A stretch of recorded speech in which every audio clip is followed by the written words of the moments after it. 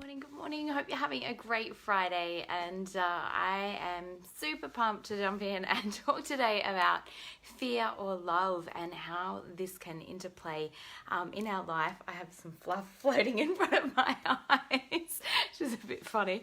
How this can really interplay and affect our life and affect the decisions that we make every single day as well. Hey Annette, great to have you on, honey. This really can create so much stress in the body. Like when we're living from a place of fear and living from our ego survival mind, I really find that it switches us straight into that fight flight response, that adrenal response where we've got to go, go, go. We're contracted, we're tense in our body, normally across the shoulders. Hey Dee, great to have you on, beautiful. We're generally very contracted in our body. Normally the digestive system will be kind of having some issues or some challenges. You might find, that your bowels are kind of up and down a little bit, or just you're getting stomach cramps and stomach pain. It could be that you're not sleeping very well, or just that you're in this constant state of stress or anxiety or depression. And it really... It's such a powerful question to ask ourselves. Am I making my decisions based on love or on fear? Because if we're really tuning into ourselves and making those decisions based on fear every day, like fear of not pleasing others, or fear of upsetting others, or fear of like it might be, oh my gosh, I haven't got enough money, or my relationships aren't the way that when we're so focused on what we're fearing in life and therefore making those decisions based on that, we can end up on a very crazy path where we're not actually tuning in and listening to the soul's guidance or to our intuitive gut. And I think that that's so important as well, because I know for me, having the courage to make those decisions from a place of love, and sometimes it does take a true sense of courage, simply because the fear is still there, but it's recognizing the fear and recognizing how that's playing out for you and how it's impacting the decisions that you make day to day. And I was just feeling really inspired to speak about this today, because last night we had the Empowered Women's group, which was just so beautiful, and the gorgeous Robin Ridley shared a lot about tapping into our intuition and using intuition for empowerment. And I think it's such a great topic. But not only that, the other thing that kind of came up this morning, I was doing some cards. Hey Christy, great to have you on, gorgeous. Doing some cards this morning, and the hip chakras showed up. So I've got these beautiful medical intuitive cards by Jean Sheehan. If you haven't checked her out, definitely jump on and have a look at that as well. Oh, that's so perfect, Dee. Yeah. This is so beautiful, darling. And so, yeah, ask any questions that you want to as well, 2D.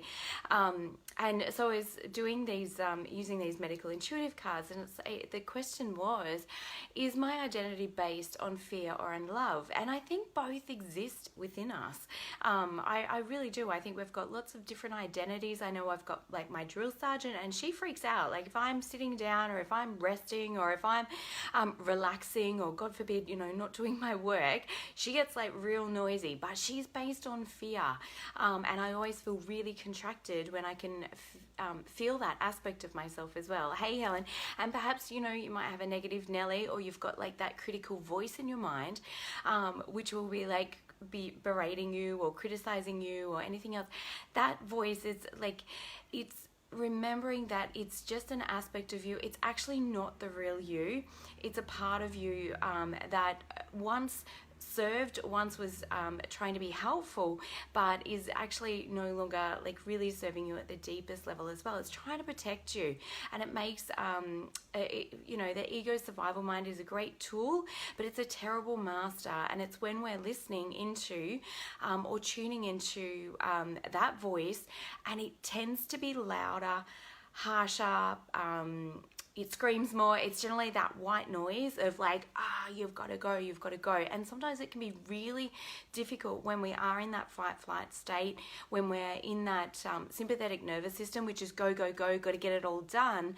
And we're not taking that time for stillness. We're not taking that time to tune in and just quieten the mind. And that's why I'm a huge believer of meditation, simply because it allows you to find the gaps in within the thoughts. And it's within those gaps, when you've done meditation for a little while, at first, I used to drive myself crazy because I'd sit there and I'd be like, oh God, this is a waste of time. This is like, I should be doing other stuff. Like, it was all that ego survival mind panicking, fearing that it didn't have enough time, that it didn't have enough energy, that it didn't have enough money. How was it ever going to get through the day? So it was constantly responding and reacting to the external environment. And this is challenging because the external environment is always changing, right? So it's like, if there's a change in your job, if there's a change in your relationship, if somebody's having a bad day, we can tend to take it in and take it really, really personally because we're reactive to our external environment, because we're in protection mode. We're in that fight, flight state. Now, when we come back to our truest self, our heart, our soul, that's so beautiful too, Helen. You've obviously tuned in for reason. I love the synchronicity. When we come back into starting to create that stillness and starting to tune into, like, if what's a great question to ask yourself? If I was to make a decision from love, what would love do right now? And I literally love that question. It changed my life because when I noticed myself starting to get reactive, either with other people, like years ago, it was instrumental in changing my relationship with my kids, because I used to take everything. If they were in a bad mood, I would blame myself, and then I would feel like a bad mum, but then I'd take it out on them as well. So it was like super reactive in our relationship. And I used to ask myself, what would love do, or how would love respond right now? Absolutely, Helen, running those old programs. And by the time we're 30, I love Joe Dispenza's work on this, and he's got some great books. If you haven't tapped into Joe Dispenza's work, I'm super passionate about what he teaches. It fits my kinesiology framework or model like so perfectly, and really resonates with my own personal philosophy. And the two books that I would definitely recommend, and Dee, this would be a good one for you as well, is Breaking the Habit of Being Yourself, or You Are the Placebo. It again, or You Were Born Rich by Bob Proctor is another great one. It just helps us to know where we're directing our focus, where we're directing our thoughts, and how we're always in an upward cycle, or like if we're focusing on the things that we want to attract. So if we're coming back to love and feeling expansive, feeling that we can have all of our needs met, feeling abundant, then we create more and more of that, simply because we're open to those opportunities. Generally, we're a lot more open in our persona, or how we connect with people in our conversations. We're more likely to follow the synchronicities or the signs, or be actually aware of that. Whereas, yes, he's fabulous, isn't he, Helen? Whereas if we're coming from fear, we're generally like really hyper focused. So it's like we've got our head down. Normally we're like just tunnel vision. And a great thing that I ever learned was actually from Stu Middleman, Stu Middleman, who wrote the book Slow Burn. Now this is really, it's kind of on the topic, but off the topic. When we're running, and Dee, perhaps you can relate to this as well too, hun, when we're running, if you are in sugar burning phase, so sugar burning phase is adrenal, like that's where like all of our energy is coming from our adrenal response in our body, where it's like push, gotta go. We're working really, really hard. And when you're in that phase, when you're actually running, and anybody else that runs will also be aware of this, is you can become like super tunnel vision. So it's like you're literally staring about 1 meter or 2 meters in front of you on the path, but you're not tuning into your surroundings. You're not looking at anything else. You're just hyper focused. And that's that adrenaline response. So that's when we're in sugar burning phase, as opposed to fat burning phase, which is yeah, I can relax, I can look around, I can enjoy what I'm doing, and it's a different level heart rate as well, which is very fascinating for our physiology. So generally, like sugar burning phase, we're 130 heart rate plus, whereas fat burning, it's generally between about 115 to 130 for most people. It can obviously vary, but you'll know by how you feel when you're actually running. So that's actually eliciting our fight-flight response. That's actually tapping us back into that sympathetic nervous system, which is when we have that tunnel vision kind of thing happening. So hey Sandra, hey Bernie, great to have you on, darling. And hey Feynman, I hope I've said your name right. I may not have.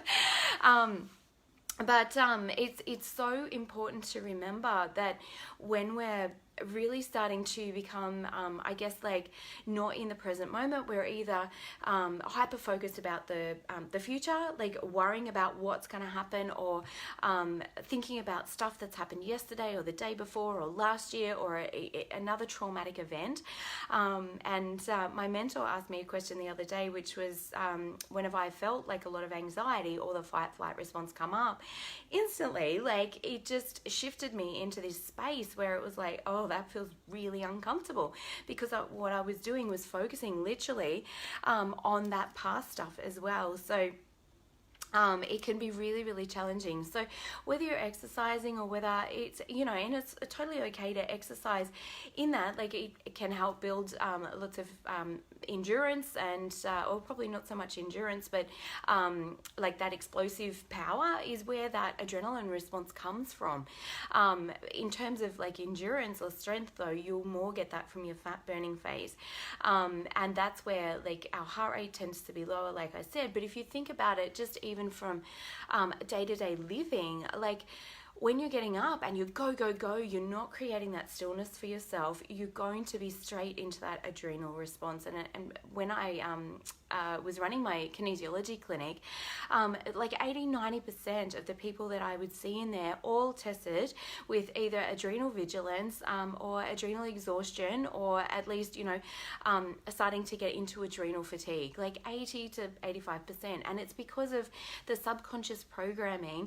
Generally, you know, our parents and grandparents came from very stressful times. You know, a lot of our grandparents, if you're roughly my age, would have gone through the Great Depression. So it was all about scarcity. It was all about fear. And what I think, like from a soul evolution point of view, we need to be really, or, you know, we can choose to step more into love, which is absolutely imperative as well.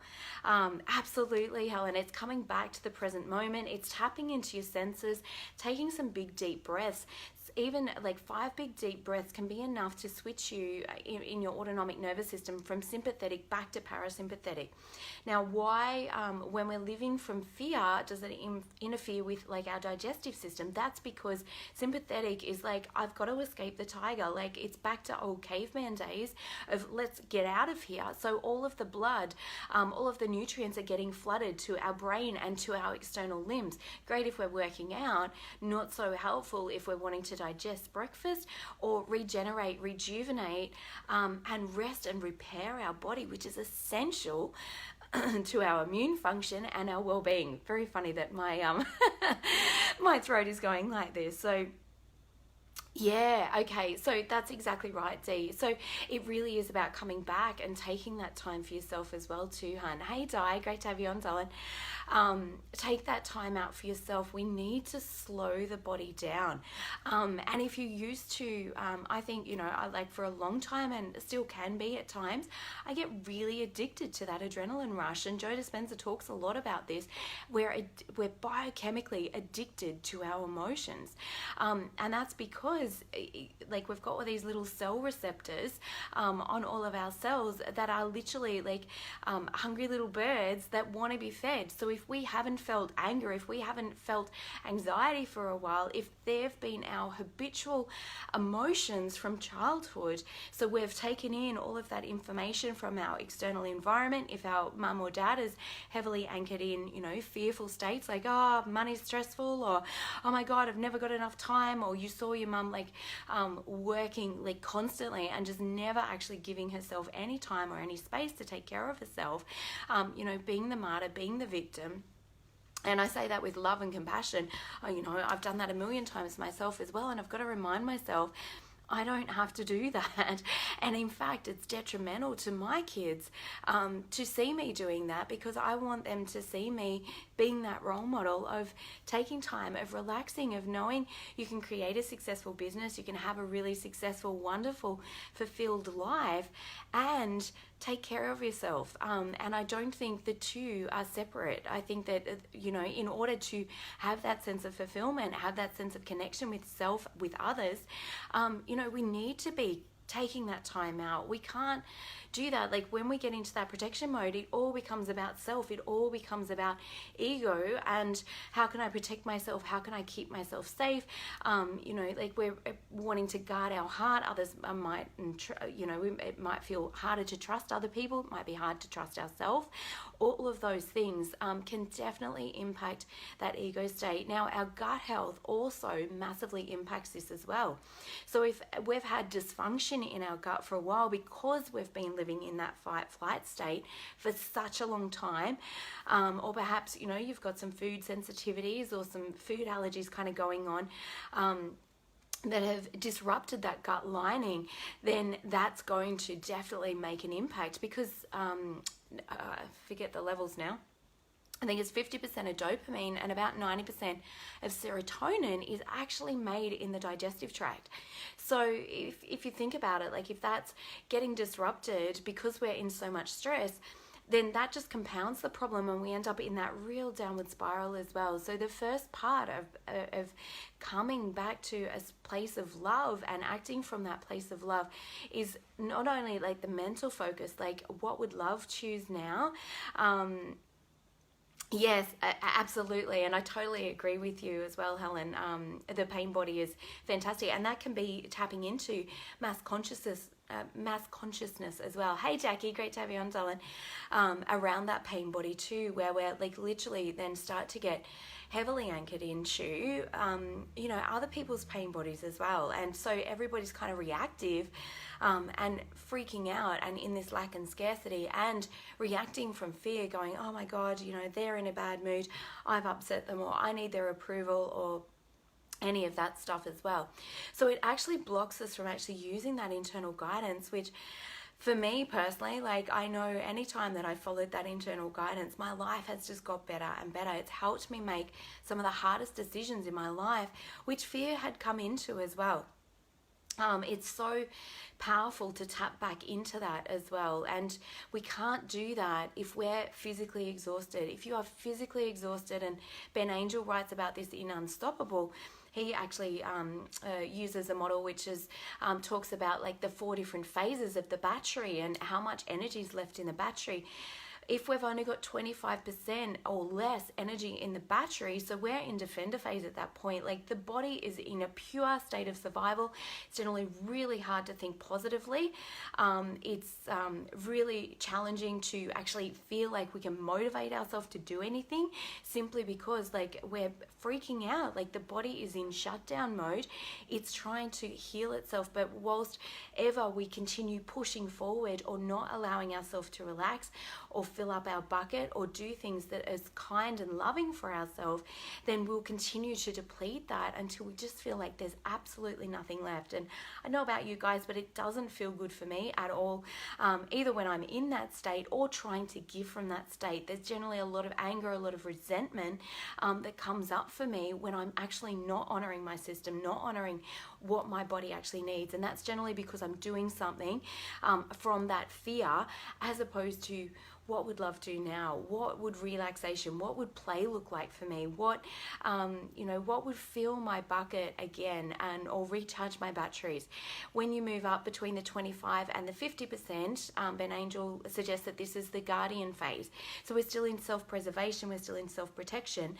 And as Joe Dispenza says, whenever we've been in that chronic state of deprivation or self-preservation for a long time, the brain becomes incoherent. So we become even more confused with what we should be doing, or taking care of ourselves or any of that stuff, simply because there's like compartmentalization. So it's like all of the aspects of ourselves are now fighting against each other. They're not communicating effectively like a functioning society would. So if you think about it, it's like each man kind of goes into like every man for himself kind of thing. And if there's not enough food, if there's not enough water, so biologically we're wired like obviously for that security, for that safety, to feel like we can get our needs met. So I'm using obviously food and water as base survival mechanisms, because that's where the ego survival mind goes. That's when we're in that fear state. It's like, oh, I've got to grab it all, I've got to have it all, or I've got to get enough for me because there's not enough left for me. And this is actually what drives the adrenal response, is being in that victim state. I can't get enough for me, or it's wrong to have enough for me. Thank you so much, Helen. Bless. Glad that that's been helpful for you. And so, you know, when we're in that incoherent state, then it's hard to make sense of our world. It's hard to know, oh my God, what should I be doing? And the more that we're in that fear state, the more then we tend to, for me personally, like I will lose self-esteem, I'll lose self-confidence, I'll lose self-belief, because I won't feel like I've got the energy to do what it is I believe that I need to do, whether that's coming from even heart guidance, although my heart guidance would have been saying, you know, you need to rest, you need to take care of yourself. But the ego survival mind will be freaking out even more, going no. And as a single mum, like being able to provide for my children, you know, when I get into that state, it really freaks me out, and it's something I've got to mentally really refocus on and take me back into that abundant state again of what is it that I want to create, what is it that I want moving forward.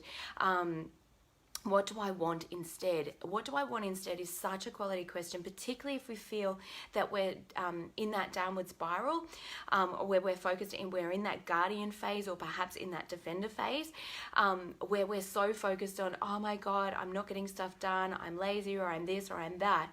What do I want instead? It's like, I just want to feel a bit calmer, or like you can use that to bridge the gap, to have better and better thoughts, to start the upwards cycle again. It's a great pivoting question that helps you to move back upwards, to focus on what it is that we want, because fear is addictive in that sense. Like I said, you know, I felt like I was so adrenaline, I was addicted to adrenaline, addicted to that emotional response. And that's exactly like what I was saying that Joe Dispenza talks about, because those cell receptors are all going, feed me, haven't had that hit of adrenaline yet.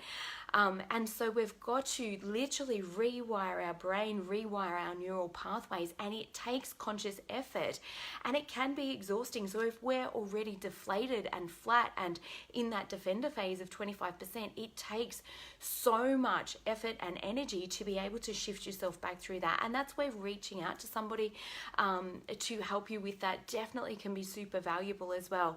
I totally agree, Helen, including myself. Hey Nini, great to have you on, darling. Like I've done a lot of work and done a lot of self-awareness work and everything else over the years, and still, you know, I get hooked into this occasionally until it's like, where have you gone? Okay, back in survival, ego mind, and physical exhaustion is the first thing for me. Like I find if I'm physically exhausted, it is so much more difficult for me to think positive, or to just naturally do that. When we're feeling good within our physical body, you know, thinking positive is something that you don't have to force yourself to do. Generally, it's because we're in a negative identity, or we're in a fearful identity. Hey, Jerry. Hey, John. That we're trying to change that. So it's like the mind trying to change the mind. The mind creates this crazy feedback loop and then beats up on itself, which makes itself feel bad, feel worse, which continues this crazy feedback loop. And that's what I love about that question. What would love do? Because it exits you straight out of that feedback loop, that pain cycle. Or, you know, what do I want instead? Again, that helps you to clarify. Looking forward to getting a bit calm, and looking forward to sometimes when we're trying to say, well, I just want to feel better, that might be too big of a jump for you at the time, because it's like, well, I want to feel better, but then it propels you straight back into feeling down or feeling flat because you don't feel better. So I'm looking forward to feeling better is a softer way of bridging that gap with our thoughts, that helps us to create a different feeling inside. Remember that your thoughts affect your feelings affect your thoughts, and they become either either, like I said, the upward spiral or the downward spiral at all times. So the more that we can gently have ourselves feeling better, then you'll naturally start to attract better feeling thoughts as well, because we're attracting all of those things. Hey Kate, great to have you on, hun. And each thought leads to another thought, which leads to another thought. So when we're having better feeling thoughts, we're in the upward spiral. And if we're like, oh, I just don't feel real good today, and then next minute, oh, I'm feeling anxious, oh, I'm really freaking out about like this, you just continue down, and we've got to like literally take our focus, switch our focus back up into really living from, if I was living from a pure place of love, from abundance, from knowing that anything's possible, how would I be feeling right now? What would I be doing right now? What would be the aligned action? And it might be going and laying down, having an 8-minute, I'm a huge fan of an 8-minute nap. My God, it's so restorative. It's so powerful. Even the other day, yesterday, I had a 20-minute nap because I just was not functioning well. I felt very teary, very overwhelmed with lots of stuff. I was physically really, really, really exhausted. Had a 20-minute nap. I seriously woke up. I thought it was like 2 hours later. I do normally set my time or my timer if I've got like another appointment or another scheduled thing. But it was so refreshing. It seriously felt like it was like 2 hours, and it had been 20 minutes, and I felt like a new person. So if you find that you're in that push zone, you're really pushing yourself hard to try and get things done, to try and be enough, and when we're in that ego survival mind, it doesn't matter how much we do, we will never feel like we're enough. We've got to come back to, who am I really? What am I, like, who is my identity really? Like, who am I really at that deeper level? And I truly believe at the core level, we are all an expression of love. And when we come from that place, life becomes very, very different. We do things from a place of feeling called or feeling inspired, not feeling we've got to motivate ourselves, we've got to push ourselves, we've got to make ourselves do that. And as Joe Dispenza talks, you know, where it's matter, trying to change matter. So the best analogy that I have, and I really love this analogy, is like, it's like trying to change or manipulate a block of ice that's solid. So if you think about water, it can obviously be solid in the form of ice, it can be liquid in the form of water, or it can be vapor in the form of I don't even know, like what to actually, I can't think of the word off the top of my head, but you guys know what I mean. So obviously when water is boiling and then it reaches boiling point, and then it evaporates, it's not that it's disappeared, it's actually still there in the environment. It's just now it's become so light that, you know, you can cut your hand through it without even realizing that as well. So beautiful. Thanks so much, Dee. Have a beautiful day, honey. I don't know what time, or it might be a night where you are, hun. Hey, Carol, great to have you on. And yes, absolutely, Helen. Like, when we come from that place that we're all an expression of love, and we get to choose who we choose to be every single day. And knowing that statement, or replying, asking myself that question every single day has been so helpful for me, because it's remembering, like, we have a choice. I think when we're in fear, we feel like we need to, we have to, we must, we should, we're obligated, all of those things. Hey, Chris, where, you know, it really comes from that force, that effort, that fear of not being enough. And it doesn't feel like a choice. When we can come back to choice again and go, hang on a second, if I got to choose, what do I choose for me today? And sometimes when we feel that we've been in that victim state, or we've felt powerless, we mightn't feel like we actually can choose. But when we recognize that we are love and we have the capability of transforming, creating our life as we wish it to be, and it's been the most powerful thing for myself, just learning that I get to choose from a place of love as to what inspires me, what it is that I wish to create. And we create with the visual thoughts in our mind, and our feelings attract those thoughts and those images into our life. So if we're fearing, if we're so focused on what we're fearing, then we're into, hey Tam, great to have you on, sweet. Then we're into that ego mind. We're focused on what it is that we don't want to create, as opposed to coming back. We've got to ignore external reality. That's like pushing against the ice. That's like trying to move the block of ice. And generally, like, you've got to use force when you're dealing with it from a matter point of view. So matter, trying to manipulate matter, is much more difficult than energy manipulating energy. And so, like, when I say that, that's like, you know, moving the vapor around in the air as well. It's much easier to move and to change something that's less solid. And this is what I love about Joe Dispenza's information, is because he talks like, where, like, I forget what it is, I think it's like 70% air. If you break down like the molecules and the particles and you come back to quantum physics, like, we're actually not solid at all. Nothing is actually solid. Hey Ricky, great to have you on, sweetie. So this is super powerful, and we've got to elevate. So if you think about the molecules within the water, when they're frozen, they're not vibrating very much. When they start to become liquid, they're vibrating at a higher level, and when they become gas, they're really vibrating at a fast rate of knots. And this is what our emotions are like. So when we're in despair or powerlessness, we're in a very low vibration. We're not vibrating energetically very high. And if you don't believe in energy, or don't believe in any of that stuff, like, this is actually measured. We are emitting an electrical impulse from our body. That's what our heart is doing. And it's measured on the ECGs. So, this can be scientifically measured as well. So this is very, very important. And the lower that your emotions are, the denser your vibration will be. Therefore, the better that you feel, the higher you vibrate. Therefore, the easier it is to actually change things as well. Hey Joe, great to have you on. Hey Lisa, great to have you on. So for those of you that have just jumped in, you might want to kind of head back to the start for the replay, because there's like a framework that I've kind of built around this as well, where, coming back to really coming from that place of love and asking ourselves, what would love choose? Or if I was the purest expression of love today, how would I be responding to life? How would I be acting? What would I be doing? What would I be choosing? As opposed to, I have to, I need to, I should, or trying to get other people's approval, or still trying to meet the ego survival mind's fear of not being enough. It's every human's greatest fear. I'm not enough, therefore I won't be loved. It plays out at such an unconscious level.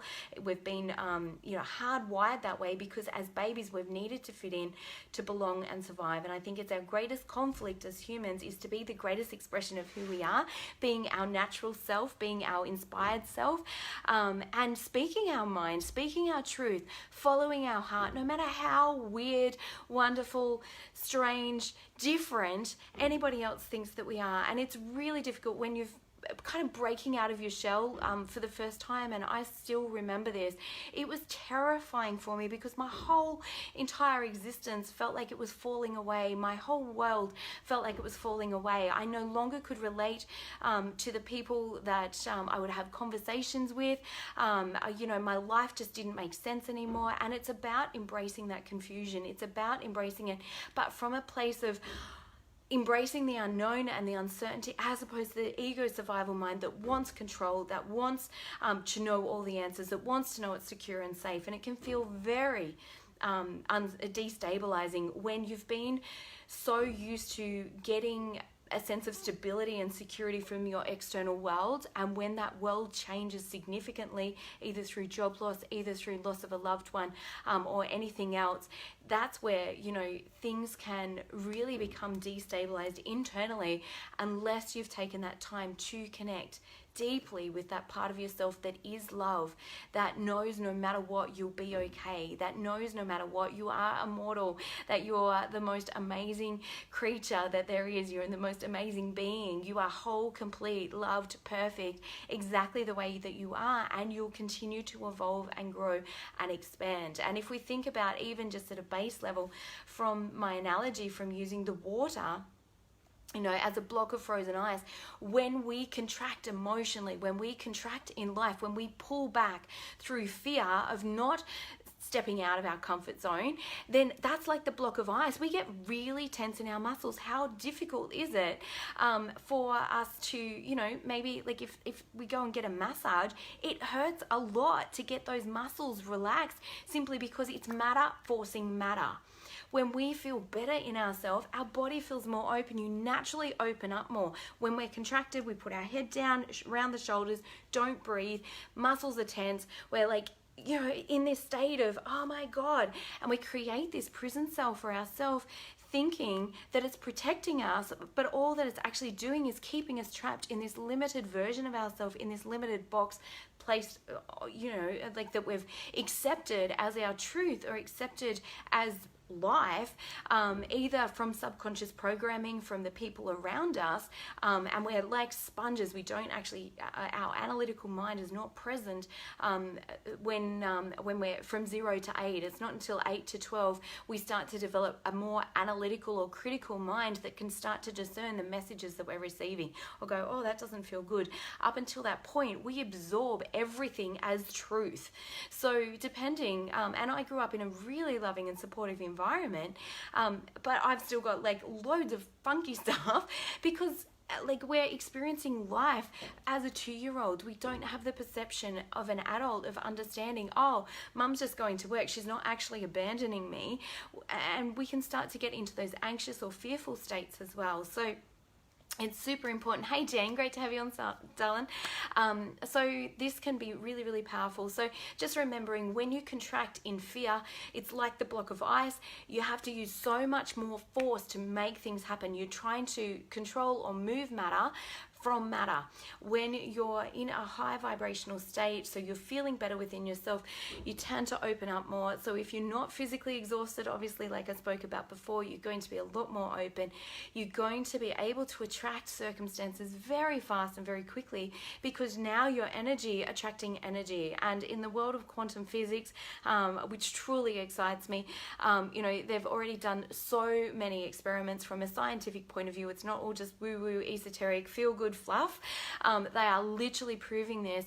And in quantum physics, the scientific experiments that they're actually doing depend completely on what the observer, so what the scientist is actually thinking and believing will happen. So whatever they think and believe will happen is what's actually happening in the experiment. It's the only thing that they can actually kind of correlate to get some sort of I guess not random result, but the opposite of random, consistent result. It's the only thing that's consistent, is what's happening is what they believe will happen. And so they're proving scientifically now that, you know, our thoughts really do impact our what we're creating in our life as well. So have an amazing day, guys. I truly hope that that's been helpful for you all. Sending so much love and gratitude. Thanks for tuning in. And if this has been helpful for you, or you know, if you've got some other loved ones that might help to, you know, without spraying obviously all of that stuff on them, please feel very welcome to share this as well. Thank you so much, Helen.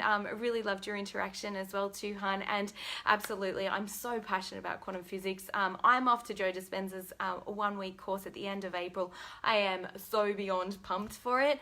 I've got some really cool things that I'm wanting to work on as well, and heal within myself and just release and let go of, step more and more out of that ego mind. But really, honestly, like, create some space and time for yourself. If there's one thing that you take from this, it really is, and Robin said this so beautifully, so elegantly last night. Thanks so much, Jen. You too, darling. Really, like, create that space and time for yourself. You so deserve it. Take time to rest. Take time to really nurture your physical body, knowing full well the better your physical body feels, the more you're going to be able to step into that greatest version of you. Being, you know, run ragged, feeling exhausted, feeling tired, we're less emotionally resilient. It's much more difficult to communicate effectively, like all of those things. I don't have to tell you guys, you already know that. Hey, Evelyn. Good morning, darling. But yeah, take that time for yourself.